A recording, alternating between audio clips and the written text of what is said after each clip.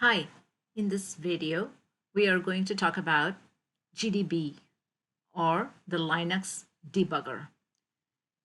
So this section of the Linux manual talks about how to get started with GDB.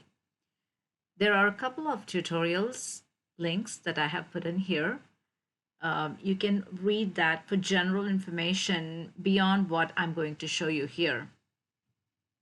And I'm really going to show you the basics of GDB. Before we go into these steps, let me show you how to compile and run a very simple program with GDB. So when you need to use the GDB is when you have semantic errors, not syntactical errors. Syntactical errors, your compiler will show you what the problems are. But when you run your program and if it does things that are not consistent or not what you expect as the output, then we need to be able to troubleshoot our code either by hand tracing it or by using a debugger. So here's the program on the right hand side where I read numbers from the user until they enter -1 and output the sum. That's the goal of this program. Now let's go to the left hand side here. And if you recall, I want to go to cd cs161b / Linux labs. Actually, I don't want to be in Linux labs. I have a folder here called samples. Before we go into the lab, I want to go into samples. And if you see here, I have this one program called infinite.cpp, which is this one on the right-hand side. I'm going to compile that one, g++ -wal -g. That is the flag that tells us to include the symbols for the debugger. Infinite.cpp -o and the name of the executable. No errors, so I'm going to run the program and it says enter a number, enter 3, and it sits there, I enter 4, 6, 2, -1. It doesn't stop. I did say while num not equal to -1, but it doesn't stop. So I keep entering numbers, I enter 0, well, it doesn't stop at all. So that seems like an infinite loop. I can't get it to stop, and it's not going to give me the sum. So how do I know what the problem is? So I'm going to clear the screen here. And since I compiled it with the GDB symbols, I'm going to go through the GDB and step through one line at a time. Now, when you use GDB, you can have several different options. So the way you run the program is by saying GDB space / and my name of the executable. And so it goes into the GDB mode, and here we are in GDB. Now, if you don't want to start right from the beginning, which you could put a breakpoint. If your code is too long and you say, well, I don't want to start from the beginning. But if we want to, then you type in run, and the program starts, goes into main, and it says enter a number. Okay, enter a number. That's where we are. Let's say I enter number 4, and it's sitting there. And let's say I do next, I do 8. It just works, right? It doesn't do anything. It keeps going. That's not what I want. What I want to do is I want to be able to go into GDB and say, run my code one line at a time. So I came out of GDB by doing Q to N, Control C will kill it, and Q will quit out of it. Okay. So I'm going to run GDB again, /infinite. And I want to be able to put a breakpoint. I want to say, stop at a certain line and step one line at a time so I know what's going on. So if you move your mouse at the bottom, this is VI, it shows you what line number we are on, right? So, and you can turn on line numbers if you want. I think it is, if I remember, :set NU. There you go, turns on line numbers. So :set NU. So I'm on line 9. I want a breakpoint on line 9, meaning after line 9, I wanted to step through code one line at a time. So come to the left-hand side and say B space 9. That means put a breakpoint on line 9. So it says breakpoint line 9 in this file. Run it. You type in run, enter, and it says, okay. So now it stops at line 9. Okay, and the cursor is sitting here on GDB. So N will say next step, next line. That's what N means. N, enter. Now we are on line 10. The line hasn't executed yet. N.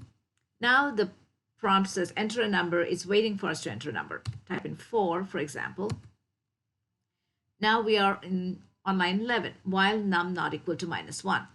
N, go to next. Sum plus equals num. So if you want to know what's in num, P will print it. P num. It says print num, and it says, well, you have a value of 4 in num.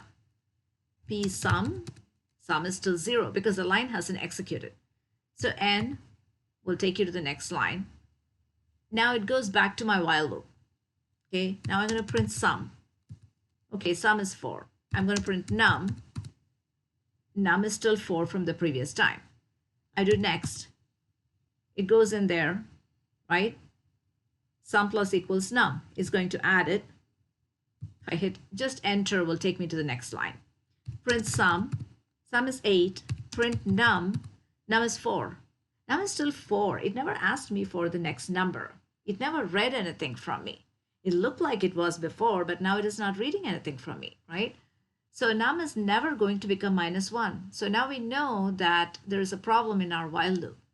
So then you can stop. You can say Q to quit, and it will simply quit. It says, do you want me to quit anyway? Say yes, why? And it quits and clear it. Now you know that the while there's something wrong. Well, we are not reading the num again. So you want to go here and you want to say something like next value. And you want to read the number again. Cn num, right? So then your while has something to read, and then we can actually go through and test it. So now if you go G plus infinite, it compiles it for me, infinite, and you just run it, infinite. And it says enter a number. So now I can enter numbers. It says next value, so I know it's asking for the next number. And if you do -1, okay, it quits and it gives me a sum of 18, which is 6 plus 5 is 11 plus 4, 15 plus 3 is 18. So that's how you use GDB. Now let me show you another example. If you go back to the document, okay, here's what you should do.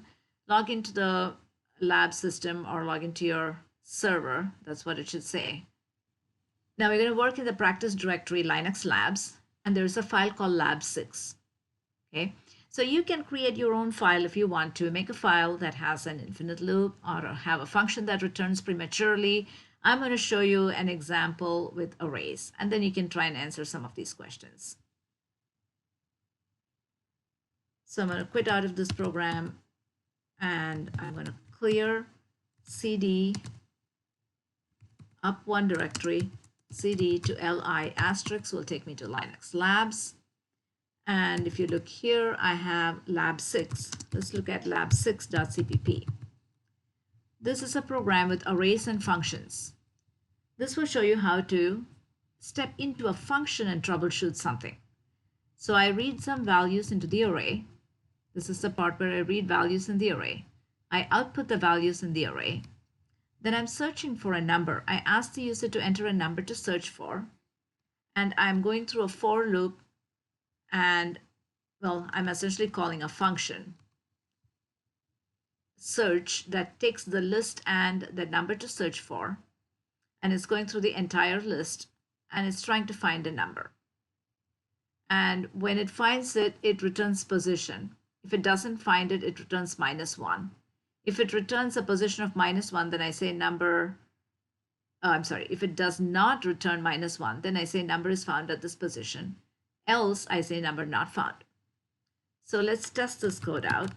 I'm going to go to Linux Labs, and I'm going to look at my program here. I already have the executable, so let's do /lab6. So enter some values. Let's enter 3, 4, 5, 3 values. Enter a number to search for. If I enter 4, oh, it says number not found. Let's run it again. Enter the same values, 3, 4, 5. Now search for 3. It says number found at 0. Let's test it again. Let's enter 4, 5, 6. Enter a number to search for, 4. Number found at 0. So it doesn't find the middle number. What about the last number? 2, 3, 4. If I enter 4, it says number not found. So what is wrong with the program? So now let's use GDB to test it. So you do GDB and then the name of the executable. And I had already compiled it with the -vol -g option. So you look at it, and now I want to put a breakpoint. Where do I want to put the breakpoint? Well, let's put a breakpoint where we call the function or where we ask them to enter a number to search for. And that would be line number 28. So let's say B space 28. So breakpoint on line 28, run. And now we are at the point where we are entering some values for the other array, 3, 4, 7. So we are now searching for the number. Let's say I'm searching for 7. Well, we're not there yet. So N for next line. If you just hit enter, it takes the previous command. So N again. Number to search for is 7, let's say. Now we are in the function call. To step into the function, you use S to step. And that's now inside the function. We are in the line inside the function. And we do N for next. So if list of I equals num. How do you know what's num? Print num. Num is 7. That was the number we're searching for. Print list of I like that. This is 3. So it's not equal, right? So we do next. It says return -1 because here's an else that's returning -1. The minute we find that the number is not the same, which is the very first number in this case, we return -1. So if you go to the left and you hit enter, the program, the function ends, it comes back, right? If position not equal to -1, position is equal to -1. So we are going into the else and we say number not found. So what seemed to be the problem? We entered 7. It compared the first number 3 to 7 and it said, well, that's not the same. So I'm going to go to the else. So premature return from a function, right? So that shows us that it didn't go through the whole list. It simply looked at the first number and it said, oh, this is not the same. I'm going to go back. So you can come to the left and say Q to quit. Yes. And then you can come here and fix your program. You know, obviously you shouldn't have this else here. This else is not doing any good for us. You don't want to return -1 here. So I'm going to do DD to remove those lines and think about where else I would want that. So maybe if I don't find my number at all, then I would go through the entire for loop and I would come out here. If I found the number, then I'm never going to come out here because I'm going to return with the position right away. So if I come out here, that means I have not found the number and then I want to return -1. So then if you go here, clear the screen and you compile. Okay, so I have the G+. That's not the right file, lab 6. And /lab6. It gives me a warning. It says control reaches the end of thing without returning anything, which is fine for us at this point in time. 3, 4, 5. If you enter 5, it says number not found. So it's not fine. There's something wrong here. So it would help if I save the file. So I save my file on the right-hand side. Click here, :W. And then you compile it. Oh, there we go. There's no more warning. Then you run it. And now enter 3, 4, 5. 5 to search for. It says number found at position 2. Then you run it again. 2, 6, 7. Find 6. Number found at 1. So that's how you get started with GDB.